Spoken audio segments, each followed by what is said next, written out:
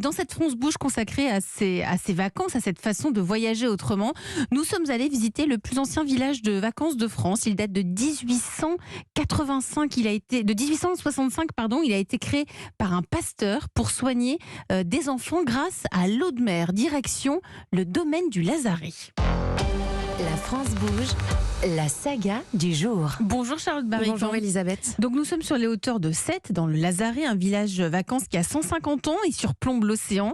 Il accueille des enfants, des familles, des groupes. Il a été créé par un pasteur protestant, évidemment, en 1865, avec une idée en tête, apporter les bienfaits de la mer aux enfants. Oui, c'est le pasteur Lucien Benoît. Il croit fermement aux vertus thérapeutiques de l'eau salée et veut créer un lieu de vacances où des enfants qui viennent de la France entière pourraient découvrir la mer. Et au départ, ce lieu n'avait pas vocation à exister très longtemps, comme nous le raconte Michel Martineau, le directeur du domaine de Lazaret. Le site appartenait à l'armée, c'était des baraquements. Le site a été prêté au pasteur Lucien Benoît. Donc les premiers enfants qui sont venus, c'était sur les périodes de vacances. Après, le site a été donné au pasteur Lucien Benoît, qui a pu construire des bâtiments. Et les premiers bâtiments qui ont été construits datent de l'année 1900. Donc très vite, le Lazaret n'est plus réservé qu'aux enfants en vacances, il s'ouvre aussi aux familles. Oui, et c'est d'ailleurs là-bas qu'ont été inventées les maisons familiales dans les années 40. Un lieu où le but c'était que les familles puissent vivre ensemble. Et donc le principe des maisons familiales, les gens participaient vraiment à la vie quotidienne. C'est-à-dire qu'ils étaient hébergés, mais en contrepartie, ils participaient à la vie donc de la maison. C'est-à-dire qu'ils préparaient les repas, ils faisaient la cuisine, ils faisaient le ménage.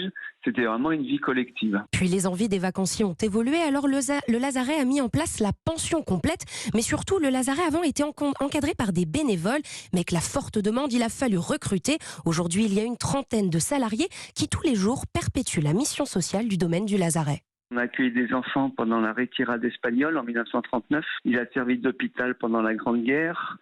Plus récemment, il y a eu les réfugiés de Sangatte. Donc on a accueilli des gens malades du Covid. Donc ça a été un rôle tout au long de son histoire. Et on fait partie, entre autres, de l'Union nationale des associations de tourisme. Son rôle, c'est justement de pouvoir faire partir les gens en vacances avec des aides. Ça, c'est quelque chose sur lequel on tient énormément. Et Charlotte, le Lazaret est ouvert pratiquement 365 jours. Oui, il ne ferme que quelques semaines pendant les fêtes de fin d'année. Sa situation géographique permet cette amplitude d'ouverture. Et oui, le Lazaret, c'est 3 hectares entre la forêt et la mer. Et il peut loger jusqu'à 500 personnes au même moment. Et la demande est tellement élevée que le domaine vient encore de s'agrandir. On vient de créer un nouveau bâtiment de 36 chambres, qui sont pratiquement des chambres hôtelières d'un niveau 3 étoiles hôtel. On a une salle de restaurant de 300 places qui domine la mer. On travaille beaucoup en circuit court. On essaye vraiment de faire travailler les producteurs locaux et offrir, dans la mesure du possible, une restauration de proximité. Et avec un chiffre d'affaires en augmentation d'environ 20% par rapport à 2019, c'est un parcours sans faute pour le Lazaret. D'ailleurs, le domaine était plein pour ses vacances de la Toussaint et ce n'est pas prêt de s'arrêter puisque les réservations, Elisabeth, vont jusqu'en 2024. Merci Charlotte Barrican. Jean-Pierre Nadir, pour conclure cette émission, on a compris, on va voyager autrement. Comment faire pour que ce voyage responsable devienne accessible à tous ? Le Lazaret est un excellent exemple. On voit qu'on a réussi à réconcilier tourisme social avec des bons prix, production locale et en même temps responsabilité écologique.